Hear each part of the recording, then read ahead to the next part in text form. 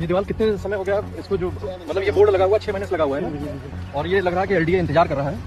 कि जब ये हादसे का मतलब ये दीवार खाली बोर्ड लगा दिया गया कि आप सुरक्षित रहिए, और उस तरफ अगर कोई अभी अगर ढह गई या तो ढहने का इंतजार कर रहे हैं, जब ढह जाएगी तब उसके बाद टेंडर निकालेंगे, तब इस गिरती हुई पीसा की मीनार को एलडीए शायद तब बनाने की सोचेगा। ये देखिए लखनऊ इंसाइडर के जरिए अपनी बात लाखों लोगों तक पहुंचाने के लिए आज ही संपर्क करें हमारे ईमेल या फिर आप हमारे Instagram handle Lucknow insider official पर डीएम भी कर सकते हैं।